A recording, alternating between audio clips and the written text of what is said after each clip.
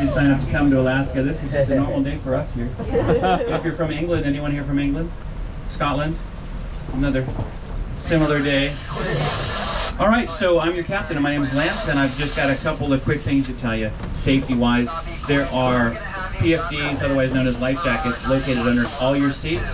This thing is unsinkable, but that's what they said about the Titanic. There are 2 fire extinguishers above that handsome man back there, where the life ring is, and then there's 1 fire extinguisher aft of this chair. All right, so the only other thing I have to tell you folks is if you get a little green out there, just open up the side of the deck that is downwind, open up a little porthole, and then go for distance. Okay? Everybody good with that? Okay, sounds good. All right, so if you haven't already met, this is Bryce. He's going to be your tour guide today. This 90-minute tour is going to feel like 5 minutes because this guy is so entertaining. So laugh at all his jokes. That's all I have to say. All right, thank you all very much. Welcome aboard. Thank you, Lance. Thank you, Lance. Let's hear it for Captain Lance, everybody. A round of applause. Usually if we applaud in the beginning, he'll avoid all the bumps. What's my proper count? 39. Keep him happy. Yes, exactly. Keep the driver happy, happy driver, happy passengers. My name is Bryce, as he mentioned earlier. I'll be your narrator today. I already mentioned this, but if you guys want to adjust these, you can open them and close them, these portholes, by using those little, they're sort of makeshift little twisties there. Welcome to sunny Alaska, sunny Ketchikan, Alaska. Do you guys know that you're on an island right now? Who knew that they were on an island? Raise your hand. Revillagigedo is the name of the island. It's about the size of Rhode Island. It's 35 miles wide and 50 miles long. 98% of it is wilderness, so we're on the little slice of habitable land. I'm gonna open this just so you can see. Muggy in here. Boom. But our population here in Ketchikan is about 14,000 people. We have 8,500 living here in Ketchikan proper, and the other 6,000 live in the islands surrounding. Wow. So today on our tour, we're going to explore the downtown area. We're going to see all the sights as best we can in this rain. And then we're going to go out into the harbor for half the tour and try to keep an eye out for the fisheries, different fishing vessels, spot some wildlife if we can. We're certainly going to see some salmon.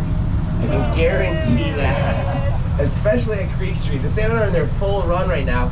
They're actually just barely beginning to taper off. If it wasn't raining so much right now, you would be able to smell the smell of the salmon, all the dead salmon that are finished spawning. For hundreds of years before the settlers got here, the indigenous tribes used Ketchikan Creek as a summer fishing camp. So they'd come here every summer and they would catch all their fish they would need for the rest of the year. All their food for the rest of the year, just in this one stop. So these are the Haida, the Sumsian, and the Tlingit tribes. They named the river Ketchikan Creek, and the settlers, when they arrived, they named their settlement after the creek, Ketchikan settlement. So that's where the name for the city Ketchikan comes from. There's actually an indigenous phrase, it means thundering wings of an eagle. So that's the first photo we're going to see on our tour today. It's on our right-hand side in about 15 seconds. We have plenty of time if we want to get our cameras ready. But the phrase Ketchikan is an indigenous phrase. It means thundering wings of an eagle. So it's Ketchikan, thundering wings of an eagle. And that's the name of this totem pole. It's going to be our right-hand side, our starboard side, in about 5 seconds. It's kind of foggy, so you want to see, you'll have to open your windows a little bit. I want to crack this window. On our right-hand side, you guys see that totem pole carved out of cedar?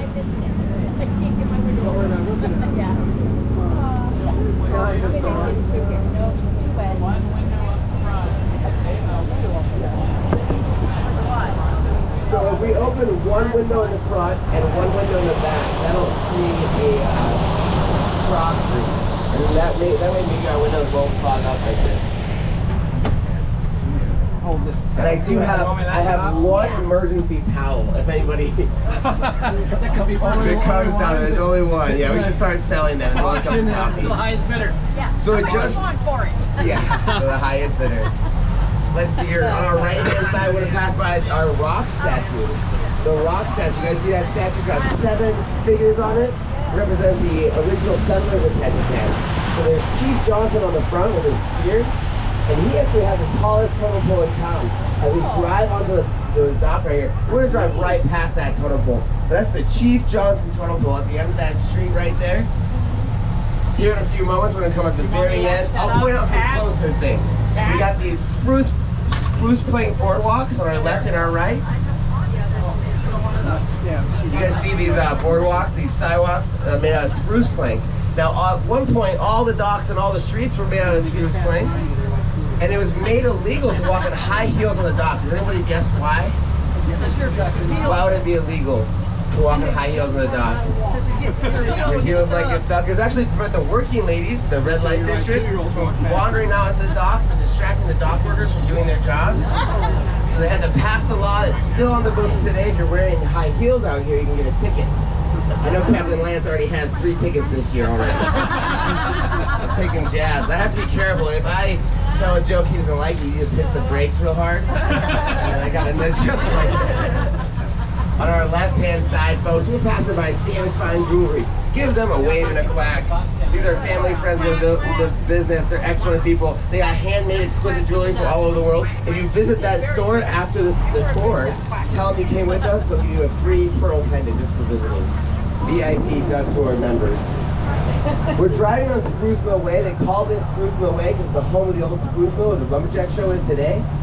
That's on our right-hand side. You can see the poles from the Lumberjack Show. And if you guys aren't getting enough rain, you can check out the Southeast Discovery Center. So this museum on our left-hand side is dedicated to the National Forest. Remember, Revillagigedo is home to the Tongass National Forest, which is part of the largest temperate rainforest in the world, the Pacific Northwest Rainforest. On our right-hand side, this is our fire department. And we get 164 inches of rain every year, so our fire department doubles as a museum. It's true, you can see some of their exhibits there. 164 inches of rain, that's 13 feet. And to give you guys a perspective, Seattle gets about 40 inches of rain every year. So this is very typical weather for us, this is normal.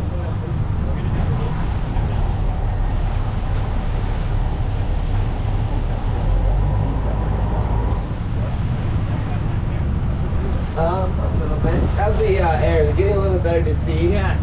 This church, I like to point this church out as an Episcopal church. It used to be the old coastline. So whenever we drive beyond that church, you guys will know that we're driving over the docks, over the water, about 20 feet above sea level. I actually have some pictures I can pass around of that. Anybody here from New York City? Any New Yorkers? Raise your hand. Or has anybody ever visited New York? Yes. A couple people have visited. Well, we have our very own slice of the Big Apple here. They call this is Park Avenue. A spitting image of the real thing. Right here, we're turning right onto Park Avenue right now. I think if you squint your eyes just right, some of those trees look like the Statue of Liberty. And this fire was new. It happened just about 2 or 3 days ago. That's total bummer, yeah. So our firefighters got to practice, you know. Luckily it's super rainy, so that helped. On our right-hand side, we're gonna come to a complete stop. And really, if you guys want to get a better view on the right-hand side of Rainbow Falls, we're gonna stop when we're right over it. So here in a second. If you guys want to get a better view, you can. We'll talk about Rainbow Falls a little bit. Wow. If you watch the falls long enough, you'll inevitably see Seattle swimming their way up the falls. Flashing the scales. There's one. You look at the base of the waterfall, you can see salmon waiting to make turns and swim up. To the left of the waterfall, you'll see the salmon ladder, that concrete structure, the fish ladder, or something obviously the salmon ladder. That was put in to help the fish navigate these waterfalls. Ever since you put that salmon ladder in, it's a 50% increase in salmon population. Has anybody seen a salmon yet? I know. You should be able to see something. Hundreds of thousands of them down there for sure. If you look up and to the left, you see this wooden walkway. It's something kind of double as a viewing platform. It's actually a city street. Can you guys read that sign for me? The street sign on the left. It's pretty dark. Mary Man's Trail. Somebody said it. Somebody saw it. You guys want to take a few keep moving now. We'll talk about Mary Man's Trail a little bit. Does anybody want to guess where that goes? Over the river, then we're going to the whorehouse. Over the river and through the woods, and not the grandma's house. It's not to a chapel. A lot of people guess it goes to a chapel also. But it used to be an old mud path that the married men would have to sneak into the bordellos via this mud path. Over the years, it's had many names. They've called it Alimony Avenue, Tiger Woods Way, Pilsner Boulevard, right? Lots of names for that. But the ladies would start their services for the night by charging you 50 cents to clean the mud off of your shoes. Because you took Married Man's Trail. So if you had two cleanest shoes, everybody knew where you'd been. Here today. No, we'll talk more about Creek Street and Married Man's Trail. We're gonna go in a big circle, come around the other side. We'll talk more about them. But after the salmon migrate up the waterfall, they come this way. We're entering the spawning grounds right now. If you guys look to your left, usually there's a pretty good view of the spawning grounds. You can see the dorsal fins of all the salmon. You see all those salmon? You can go down with your bare hands and grab salmon by the handful down there. There's so many of them. These are the literal salmon grounds, spawning grounds. And it was this source of fresh water, and the salmon was the food, is the reason why the settlers chose this area as the original settle point of Ketchikan. They call this Old Town Ketchikan. You'll see this house grouping right here. They're all really close together, sort of reminiscent of like a pioneer, the pioneers used to put their wagons in a row. All these houses here, this is Old Town Ketchikan. Some of these houses are hundreds of years old. They say if you buy one of these houses and you remodel it, but you don't keep an original fixture, like one of the floorboards and the beams, then the pioneers who built the home will come back to haunt you. Now it's here at this point in the creek, the salmon gets so thick, if you guys look closely, you can see the dorsal fins. That's what I like to keep an eye out. The salmon gets so thick here, you can run across the backs of the salmon from one side of the creek to the other on the backs of the salmon, and whoever has the driest feet on the other side wins. This is actually an extreme sport. You can see them running around. Literally, that's what I call it, salmon running. Oh yes. There's a lot of fishing that goes on. But only men participate in this sport of running on the backs of the salmon because women hate stepping on scales. We all know that. The city skate park doubles as a swimming pool during a rainy season. August 1st to July 31st, the rainy season. And these are all ballparks. Who wants to tell me what's missing from the ballparks? What's the first thing that comes to mind? Everything, that's very true. In this case, we're looking for grass. We don't play our sports on grass. We play on a mixture of broken seashells, gravel, and dirt. So even if they weren't doing construction, that's what this field would look like. We like to think that we raise tough kids and not so tough grass. Now, on our right-hand side, this is called City Park. And it used to be an open-air salmon hatchery. That's why there's 5 pools here. And they represent the 5 stages of the life cycle of the salmon, as well as the 5 types of salmon. Does anybody know what the 5 types of salmon are? I do not. We got boiled, baked, smoked, and fried salmon, right? No, okay, I'll teach you guys a mnemonic. So our thumb is going to represent our chum salmon, thumb and chum. Our index finger you might sock someone in the eye with, is your sockeye salmon. Your middle finger is your biggest finger, so that's going to be your king finger, your king salmon. Your ring finger you might put a piece of silver on, is your silver salmon. And your pinky is what? Pink, your pink salmon, exactly. So we got chum, sockeye, king, silver, and pink salmon. So there are 5 types of salmon. And there's 2 main problems with an open air salmon hatchery. What are they? Bears and the Eagles, right? So they're not playing each other in the NFL. They would come here and they would bulk up on all this free salmon, right? This buffet. And so the city had to get wise, and they built a covered salmon hatchery there in the back. And that's that wooden building with a salmon emblem on the front. You guys see that? Yeah. Side note, off the script, there's a totem pole museum. Ketchikan has the world's largest collection of standing totem poles. If you want to learn more about the totem poles, you find yourself in City Park. You can find a totem pole museum just on the other side of those trees right there if you follow that bridge. That was off the script. Just wanted you guys to know. But this covered salmon hatchery. There they take a 4 or 5 gallon bucket of water. They mix the milk of a male salmon with the eggs of a female salmon in that big 4 or 5 gallon bucket of water. They gently stir this around in a process known as artificial insemination. In the covered salmon hatchery. Then the city redid this park, this majestic park that you guys see today. They got bids from contractors starting at $100,000 all the way up to $250,000, $250,000. But in the Lions Club stepped forward, they offered to redo the park. They got donations from the community. Anybody guess how much the Lions Club charged ultimately with this park redone like this? I'll give you a hint. It says failure, this sign right here, it says failure to clean up after your dogs can pay for a brand new park. Because it only cost them $200. Although I think that was just a whiskey bill for the evening. They're trying to cover that up. We're gonna pass over Ketchikan Creek again. If you look to your left and your right, you'll see more salmon spawning up. The key is to look in the parts where the current is flowing less. That's where the salmon will hang out. But no further up this freshwater stream will the salmon come during their spawning. In fact, only the biggest and the strongest salmon come up this spawn. It's their kings and their silver salmon. Once the salmon are done with their spawning, their life cycle is over and they die. So all this dead salmon, they call that smell Ketchikan perfume. And if it goes a couple days without raining, it can get really bad. But all this dead salmon attracts our furry friends, the bears. The landfill up the road this way, that doesn't help either. That's why they call this neighborhood Bear Valley.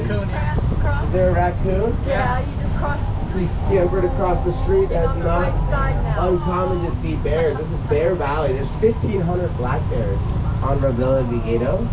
And they're actually, they get scared easily if you make too much noise. You gotta be a little bit quiet if you see one. You don't want to startle them. There's 1,500 black bears, but that's an approximate number. The person that we sent to count them, he hasn't come back yet. So we don't know. I think it's 1,500. There's 3 things you need to survive and thrive in Bear Valley. The first thing is a bear whistle. So you can blow your whistle, alert the bears to your presence, scare them all away, hopefully before you encounter them. The second thing is a bear mace, right? So if you meet a bear and he wants to know what you taste like, and you introduce him to the mace, and hopefully he loses interest, he or she. And the third thing, and most importantly, the third thing you need for Bear Valley is at least one slow friend. Or a group of slow friends. You can't outrun the bear, but you can outrun your slowest friend. That's right. No, the third thing is a bear-proof trash can. You'll notice some of these trash cans have different sorts of apparatuses around them. Sometimes they're metal, sometimes they're rubber, usually they're ratchet straps, and they're meant to keep these bear-proof. There's no such thing as a bear-proof trash can, is there? No. No. The bears will topple them over and then pop them up like a bag of Doritos. Can anybody guess what a bear's favorite snack? Speaking of cute, does anyone know what a bear's favorite snack out of the trash can is? Any guesses? My neighbor, this is true, the bear's been getting in my trash all week. My neighbor has an infant son, so they go after his trash more. Yes, the dirty diapers they love. And I think it's just it's rough out there for bears. They just want to be pampered, right? Or maybe they want some huggies. I think it just depends on the bear. This is my corny joke bell. So if I tell a joke you guys don't like, you can ring this bell and let us know. I don't write the jokes. Captain Lance does. So. Guys, on our left, another totem pole, the Sun and Raven totem pole, is a 1903 replica. That was carved originally in 1903, but then it was replicated. And we're gonna pass by a couple more totem poles on our right-hand side. We're gonna come by right after Creek Street. So if you guys like totem poles, take a picture of them, have your cameras ready after Creek Street. In the meantime, this is the first of 3 harbors we're gonna visit. This is Thomas Basin. Remember how I told you guys the streets used to all be made out of wood? Just like Thomas Street right there is made out of wood. That used to be the old downtown. And it's flanking this harbor, which used to be an old mud flat where they would play their baseball games. So they'd have their national pastime going on here. And it didn't matter who was winning, because every game ended in a tie. Right? Where you played in the mud flats. So they must have got sick of all the corny jokes, so they dredged the field. They turned up the harbor you're looking at today. Present day downtown's on one side, the old downtown's on the other. And this brings us to my favorite part of Creek Street. My favorite part of Ketchikan on the right-hand side is Creek Street. This is the old red light district. The greenhouse right now is the most famous of all of the Bordello. That's Madame Dolly's house. You guys see that greenhouse that says Dolly's above it? It's a museum now. But yeah, at its heyday, there was 26 Bordellos.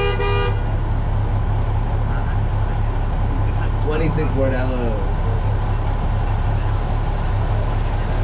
The most famous of which that greenhouse, Madame Dolly. Madame Dolly migrated from, of all places, Idaho. Her name was Thelma Copeland. And she bought that house in 1919 for $800. $800 was a mortgage. Remember, she would charge 50 cents to clean the mud off her shoes, 50 cents for a watered down shot of Canadian whiskey. And we'll keep it PG, even though there's no kids on board. $3 for their milk and cookies. Okay. So that's $4 a pop. Can anybody guess how long it took her to pay off her $800 mortgage in 1919? $4 a pop? Excellent, guys. It was 2 weeks. It took her 2 weeks to pay off the mortgage. She must have had a great recipe. Excellent milk and cookies. But in 1959, something happened to change all of Valley's life. What happened in 1959? Alaska became a state. Alaska and Hawaii became states in 1959. 25 of the 26 bordellos closed, except for Madame Dolly. She stayed open. She was prepared. She had a little black book with the names of certain government officials who had tried her recipe, who had visited her bakery, right? So she blackmailed them. She stayed open a couple more years. They say she turned her last trick at the age of 76. Yes. Right, a woman. She was an entrepreneur, a landowner, a business owner, a member of the community. She retired a wealthy woman, but before she did, she had a 3-week closing out sale. And she posted these flyers all around town. And I'll read it for you before I pass it around. It says, closing out. In the interest of national defense and the moral, mental, and physical rehabilitation of ourselves and fellow citizens of Ketchikan, 3 glorious weeks of exotic bargains on Creek Street. So hurry, hurry, hurry. The day of rehabilitation draws near, and the bargains can't last forever. A variety of sizes in 2 popular colors available. So come early and avoid the rush. No exchanges, no charges, no refunds. That's the fine print. I'll pass that around for you folks. Incredible. She retired a wealthy woman, moved into the Pioneer Resting Home, and spent the rest of her days writing love letters to all of her own companions. Oh, yes. To this day, if you have one of those love letters, they're worth a lot of money. I know that Captain Lance keeps this framed in the bedroom. Save it for rainy day. We're ready to go. All right, folks. We got someone broken down in front of us. We're going to go nice and slow. How's that corner looking, sir in the black hat? Does that look good? We're going to clear it. We made it this far. We got to deal with all the traffic. You never know. One more fun fact, all these bordellos have trap doors underneath them. They would take whiskey and paper during the Prohibition. They would keep their whiskey in Pennock Island. We're going to go take a look at Pennock Island when we're in the water. But on our right-hand side, in about 5 seconds, is the tallest totem pole in town, the Chief Johnson totem pole. Remember I told you about the Chief Johnson totem pole? It's 55 feet tall. It's the mythical mother of all salmon at the base. And an eagle at the top that would drop its eggs on unsuspecting passerby. If you caught the eagle egg, it would turn into a magical talisman. This is Whale Park. They call it Whale Park and everything the size of its shape. You guys take a look at the eye of the whale, the Chief Cayenne totem pole. Take a good look at that. Some of you guys recognize it from anywhere. Who recognizes that totem pole? Does anybody have a U.S. passport? Where's a U.S. passport? Raise your hand. On page 25 of your U.S. passport, you can find the Chief Cayenne totem pole. So you can look at it, and it's a national treasure. So it'll be in the blue ink on the page 25 of your passport. Yeah. And the story goes, all the totem poles have their own myths and stories. The story goes with that totem pole, there's a brown bear at the base of the totem pole. If you rub his belly, then your hand will be full of splinters. No money will pass through your hands. This is the Ketchikan City sign. The right side will go nice and slow. Proclaimed as Alaska's first city and the salmon capital of the world. I recommend coming here afterwards. I'll give you guys a little bit of the description. There's our visitor center right there, the rock statue, and the Ketchikan City sign on this hub. So this is that verse 2 if you want to visit later. It's also en route from where we're going to drop you guys off at to Creek Street. We're going to visit Creek Street after. So you can stop by the visitor center, the rock statue, and the Ketchikan City sign, all on the way. Then we're going to pass through a record-breaking tunnel. As to why it's in the Guinness Book of World Records, you guys take note that there's houses on top of it, and I'll tell you guys why it's in the Guinness Book of World Records. But my acoustics get a little funny in there, so I like to, we're just going to try to make as much noise as we can. Are we okay with that? I haven't graduated from, I'll count you guys down. Are you ready? 1, 2, 3.